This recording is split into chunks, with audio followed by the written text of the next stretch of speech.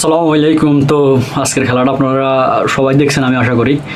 ভাই আজকের খেলাটা সম্পর্কে কি বলবো ভাই, এটা আমার মানে বলার কোনো শব্দ নাই। এটা কোন ভাষায় যে প্রকাশ করবো ওটার কোনো কোনো নির্দিষ্ট কোনো শব্দ নাই। হ্যাঁ, বাংলাদেশ এতটা ভালো খেলছে ভাই। হ্যাঁ, প্রথমার্ধে যে ইন্ডিয়ারে যেরকম নাচাইছে ওটা দেখার মতো ভাই, দেখার মতো। আর বাংলাদেশের 10 কেজি দর্শকরা যেরকম চিয়ার আপ করছে বাংলাদেশে ভাই, এটা তো আরও মাইন্ড ব্লোয়িং।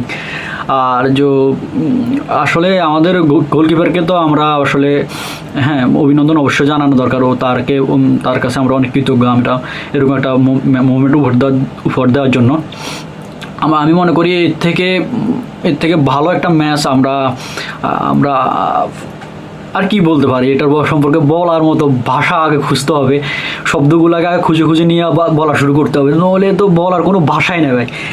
আর এই ম্যাচটা দেখার পরে ভাই আমি কি বলবো যে লাস্টে রোনাল্ডো সোলেমানের যে গোলটা না, ওই গোলটা তো আমার মানে জান বাইরে যাওয়ার মতো একটা অবস্থা।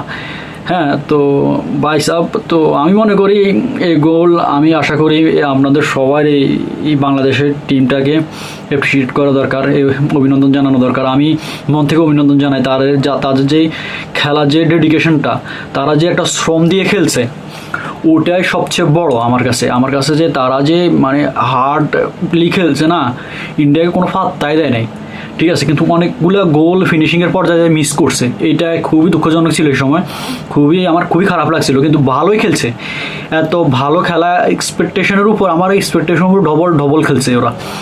তো আমি আশা করি ভাই, আমি কি বলবো, আমার বলার কোনো ভাষা কোনো কিছুই নাই।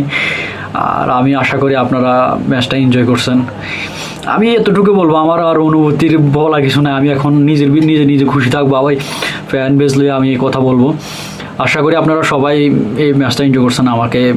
আমি শুধু এটাই বলবো, আর কোনো কিছু বলার নাই। লাইক সাবস্ক্রাইব করার কোনো দরকার নাই আপনাদের।